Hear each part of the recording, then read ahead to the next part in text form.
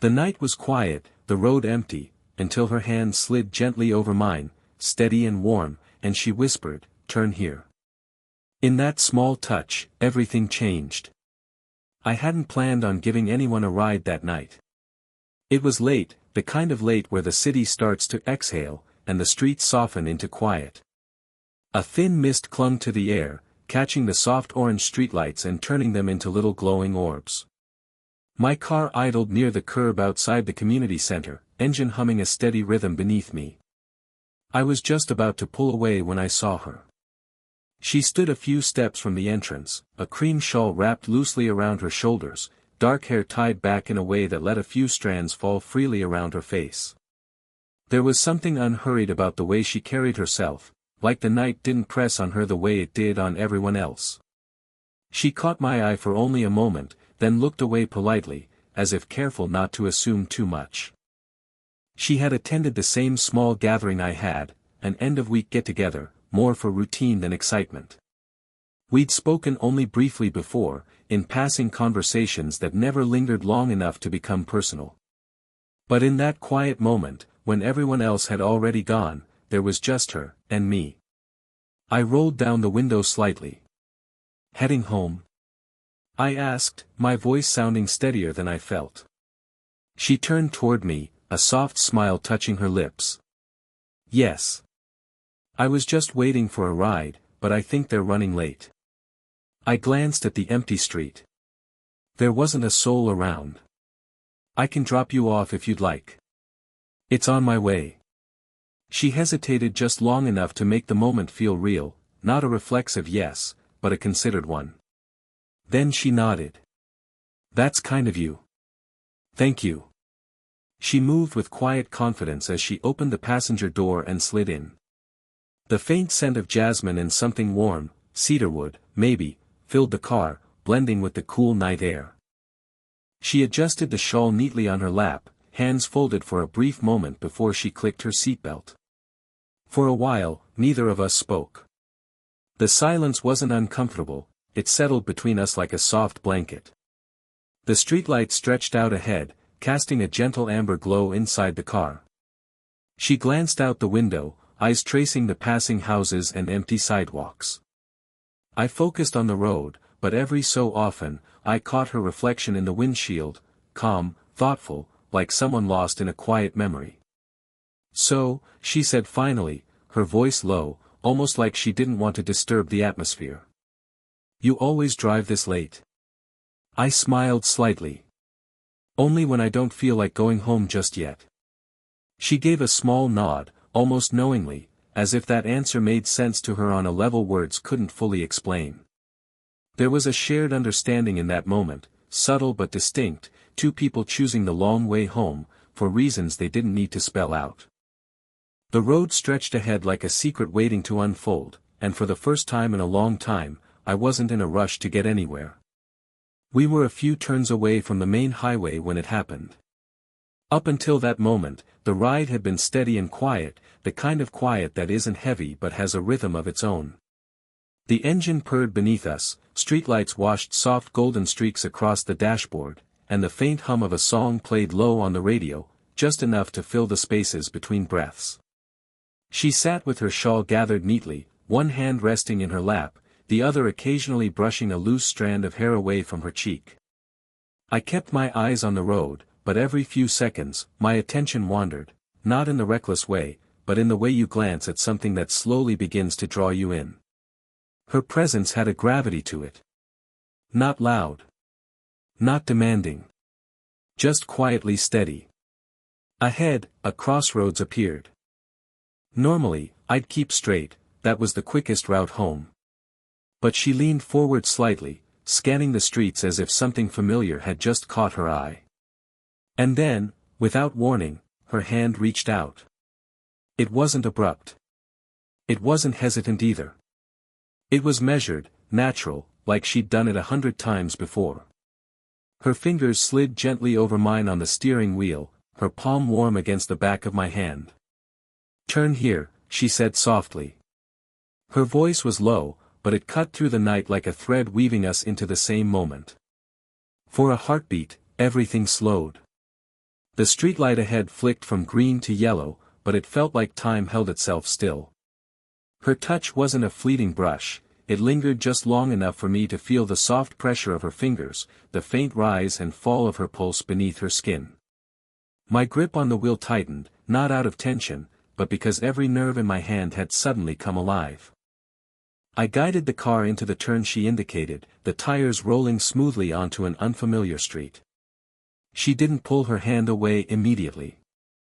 For a few quiet seconds, our hands remained there together, hers resting lightly, mine steady beneath. She was looking ahead, calm and assured, completely unaware of the way that single touch had shifted something in me. By the time she finally withdrew her hand, the warmth of her skin had already imprinted itself into mine. I could still feel it, like a small, private echo. "Shortcut?" I asked lightly, trying to mask the way my heartbeat had picked up. She smiled faintly, not turning to me. "Something like that." The car filled with a silence that wasn't the same as before. This one carried something, charged. Not in a dramatic way, but in a subtle, undeniable way, like a note held too long at the end of a song, making the air hum. I flexed my fingers lightly against the wheel, and I swear I could still feel where her touch had been. It wasn't just a change in direction. It was the moment the ride stopped feeling routine, and started feeling personal. The street she led me into wasn't one I'd ever driven down before. It curved gently away from the main road, slipping into a quieter part of town that felt like it belonged to another time. Quaint houses lined both sides, brick walls, wrought iron fences, porches lit by warm amber bulbs that made everything look softer. Trees arched over the road like watchful silhouettes, their branches swaying lightly in the breeze. For a while, neither of us spoke. The car's headlights swept across the pavement, revealing a narrow lane ahead, empty except for the occasional cat darting into the shadows. The night had deepened, and so had the quiet. But it wasn't uncomfortable, it was layered. There was something unspoken sitting between us now, something that hadn't been there before she placed her hand on mine. She turned her head slightly, gazing out the passenger side window with an expression I couldn't quite read. It wasn't distant, more like nostalgic. Then, almost as if talking to herself, she said, "I grew up not far from here." Her voice carried a softness I hadn't heard earlier, threaded with memory. I glanced at her briefly. "Really?" She nodded, eyes still on the passing houses. "Yeah. There used to be a little bookstore around the corner. My mom would drop me there every Saturday morning. I'd sit in the back with a pile of old novels, pretending I owned the place."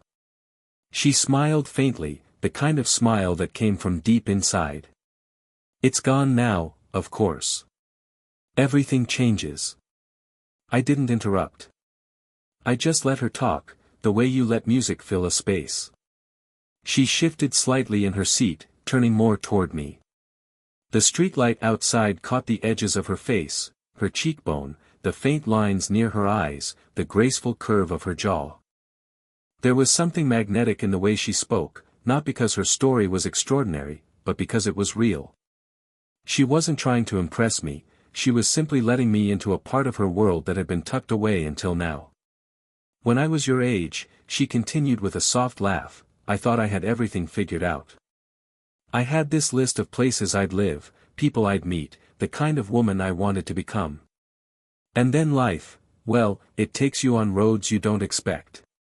Her eyes flicked toward me for just a second. Sometimes, the detours end up being more real than the plans. The way she said it, calm, thoughtful, landed somewhere deeper than casual conversation. I found myself gripping the wheel a little tighter, not out of nerves, but out of a quiet realization, I wanted to keep driving just to hear more.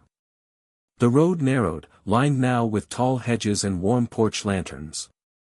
The smell of night-blooming flowers drifted in through the cracked window. She pulled her shawl a little closer around her shoulders, her movements slow and unguarded. I glanced at her again, and this time she noticed. Our eyes met briefly. Not long enough to say anything, but long enough to acknowledge everything the silence already held. In that moment, I knew something subtle had shifted, not between strangers, but between two people who, somewhere on an unplanned road, started to quietly see each other. As we drifted deeper into the neighborhood, the streets grew narrower and quieter. Porch lights flickered on here and there, spilling warm pools of yellow across the pavement. A few late-night joggers passed by, their footsteps fading quickly into the distance. Inside the car, the air had shifted. It wasn't just the silence anymore, it was the weight of two people fully aware of each other. She loosened the shawl around her shoulders, letting it fall softly against her lap. It was a simple gesture, but in the dim cabin light, it felt strangely intimate.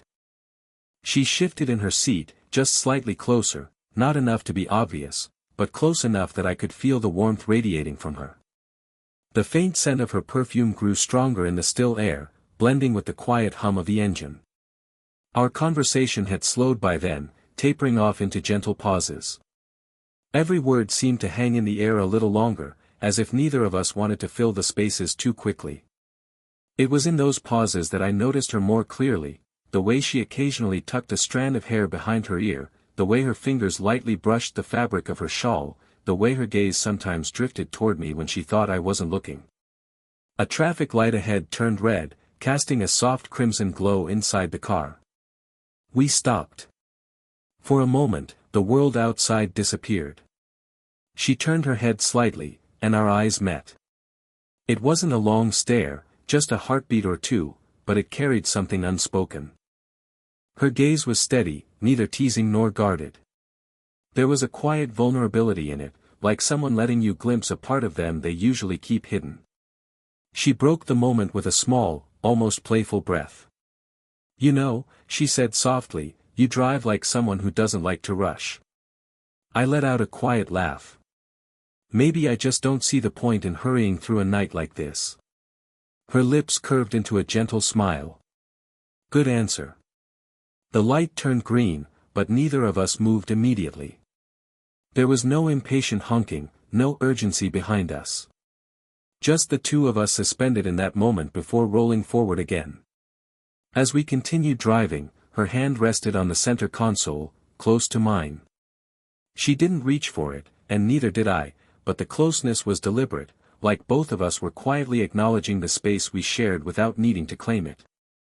Each time the car slowed or turned, our hands came close enough that the air between our fingers felt alive. She began giving softer directions now, not because I needed them, but because the act itself seemed to keep the moment going. Her voice was lower, more relaxed, almost like she was talking to herself but wanted me to listen. We passed another intersection, and I realized this wasn't just a drive anymore. It was becoming something else, a shared space where time slowed, where silence spoke, where neither of us had to name what was building between us. And somewhere between those quiet crossroads and red lights, I felt it, that subtle, steady pull toward her. Not dramatic. Not forced. Just real. The ride eventually wound its way toward a quiet street lined with old brick houses, each with soft porch lights that made the night feel almost cinematic. Her home sat near the end of the lane, a charming two-story place with ivy creeping along the walls, a small porch swing, and a warm yellow glow spilling through the front windows. It was the kind of house that felt lived in, not staged. Safe. Personal. I slowed to a stop in front of her gate, the tires crunching lightly against the gravel edge. The engine idled softly, a steady heartbeat in the silence that followed. Neither of us moved to open the doors right away. It wasn't the awkward hesitation of strangers unsure of what to say, it was something quieter. A shared awareness that this moment, however brief, had shifted into something neither expected at the start of the night. She unclasped her seatbelt with a soft click, turning in her seat to face me more fully. The motion brought her closer, just slightly. The shawl slipped off one shoulder, revealing the simple elegance of the blouse beneath, soft fabric, pearl buttons, the faint gleam of a pendant resting against her collarbone. She didn't fix it right away. She just looked at me. Up close, her expression was different. The polished composure she'd carried earlier had softened. Her eyes held a kind of quiet gratitude, layered with something deeper, something that hovered on the edge of words but chose not to cross. It wasn't flirtation. It was sincerity with an undercurrent she didn't need to name. "Thank you," she said, her voice low, almost blending with the engine's hum. "For the ride. I didn't expect tonight to end like this." I met her gaze, searching for the right response. "Me neither," I admitted. "But I'm glad it did." The words hung between us, simple but honest. A cool breeze slipped in as she pushed the door open slightly, carrying with it the faint scent of flowers from her garden. But even then, she didn't step out immediately. Her fingers rested lightly on the door handle, her body angled toward the night, but her eyes stayed on me. For a heartbeat, the world outside blurred, the porch light, the empty street, the distant hum of a late bus. All I saw was her, framed in the soft light, like a moment that didn't want to end. She reached for her shawl then, adjusting it around her shoulders, and as she did, her hand brushed against my forearm. It wasn't planned, just a passing touch. But it was warm, unhurried, and real enough to make me catch my breath for half a second. "I should go," she said gently, though her tone carried a reluctance that mirrored my own. "Yeah," I replied, though neither of us sounded convinced. She stepped out finally, closing the door with a soft thud. But before she walked away, she leaned down slightly to the open window. Her hair fell loosely around her face, catching the porch light in strands of dark gold. "Drive safe," she added, with a look that lingered just long enough to say more than the words did. Then she turned and walked toward her porch, each step unhurried. And I sat there, watching her disappear into the warm light of her doorway, feeling like the night had just quietly rewritten something inside me. I thought that was it. The ride was over. She had stepped out, the door had closed with that soft, final sound that usually ends a night like this. But something in the air told me it wasn't quite finished. She made it halfway up the small stone path to her porch, the shawl wrapped snugly around her shoulders again, her figure glowing faintly under the porch light. I had my hand on the gear shift, ready to drive off, but for some reason, I didn't. She stopped. Turned slightly. And then, to my quiet surprise, she walked back toward the car. She leaned down by the open window, resting her hands lightly on the edge of the frame. The night breeze caught the edges of her shawl, lifting them like slow waves. Her expression was softer than before, no guarded politeness now, just something warm and direct. "You know," she began, her voice calm and deliberate, "this isn't the turn I usually ask people to take." I blinked, caught off guard, not by the words themselves, but by the way she said them. There was no teasing smirk, no calculated charm. It was quieter than that. Honest. Her eyes held mine with a steady warmth that sent a subtle ripple through my chest. I managed a half smile. "Guess I got the special route." She tilted her head slightly, her lips curving into a faint smile. "Maybe you did." There was a pause, not awkward, but meaningful. Her fingers lightly tapped the car door as if she were weighing whether to say something else. Then she added, "Next time, maybe we don't rush the ride." The way she said, "next time," wasn't casual. It was soft, but deliberate, like she was planting something gently between us and seeing if it would take root. For a second, I couldn't find the right words. I just nodded slowly, a quiet acknowledgement passing between us. Something about that moment didn't need embellishment. She glanced toward the house, then back at me. Her eyes lingered for a heartbeat longer than before. And then, with a light exhale, she straightened up. "Good night," she said. "Good night," I replied, my voice lower than usual, as if speaking too loudly might break the fragile warmth between us. She turned and walked back to her door, this time without hesitation. But as she reached the porch, she stopped once more and looked over her shoulder, not dramatically, just a small, knowing look, like two people quietly acknowledging that a line had been crossed, and neither regretted it. The door opened, warm light spilling out onto the porch. She stepped inside and closed it gently behind her, leaving the street quiet again. But the moment she disappeared, the car didn't feel the same anymore. The seat still held the faint warmth where she'd been. The scent of jasmine lingered like an afterthought. And my hands rested on the wheel in the exact spot where hers had guided me earlier. It wasn't just a turn on an unfamiliar street. It was a turn into something unexpected, something that felt personal. The street was silent again after she disappeared inside, but it wasn't the same silence I'd started the night with. It felt heavier now, richer somehow, like the night itself had taken a deep breath and was holding it. I sat there for a few seconds longer than I should have, hands resting loosely on the steering wheel, staring at the door she had just closed. The warm porch light glowed against the dark brick, and for a moment, it felt like that light was meant to linger for me. Eventually, I shifted the car into gear and began to roll away slowly, the tires crunching softly against the gravel as I pulled back onto the main road. The neighborhood lights faded in the rearview mirror, replaced by the wider, emptier streets that led toward my side of town.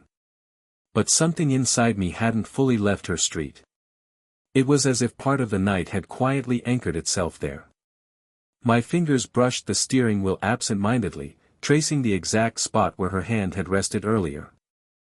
It was strange how such a simple moment, a hand placed on mine, could echo so powerfully hours later.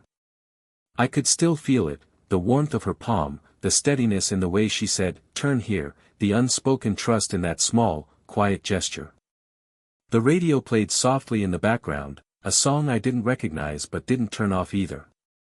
The city lights blurred slightly as I drove through them, each red light and passing car feeling somehow less random now. My mind replayed the night like a film I didn't want to end. The way she'd leaned toward the window at the end, her voice steady and low when she said, "Next time, maybe we don't rush the ride." The way her eyes lingered, not demanding, not hinting, just seeing me. Somewhere between one intersection and the next, I caught myself smiling. Not a grin, not the kind of smile you give when something amusing happens, this was quieter. It was the kind of smile that comes when something inside you quietly clicks into place. I realized that she hadn't just changed the route I took that night. She'd shifted something in me. Without any declarations, without even trying, she'd carved out a space in the silence that I hadn't known was there. The final stretch of road home was empty. Streetlights stretched into the distance like glowing breadcrumbs, leading me back. I rolled down the window slightly, letting the cool night air wash in. It carried with it the scent of damp pavement and a trace of blooming jasmine from her street that still clung faintly to the interior. As I turned onto my block, I didn't feel restless like I usually did after late drives. There was a calmness sitting in my chest, a quiet anticipation that didn't need to rush forward to make sense. When I finally parked, I sat there in the darkness for a moment before cutting the engine. The night felt like a sealed memory, tucked away but alive. And somewhere in the back of my mind, I knew that the next time I drove through those quiet streets, I wouldn't see them the same way. Because sometimes, it isn't the destination that matters. It's the turn you didn't expect to take, and the person sitting beside you when you take it.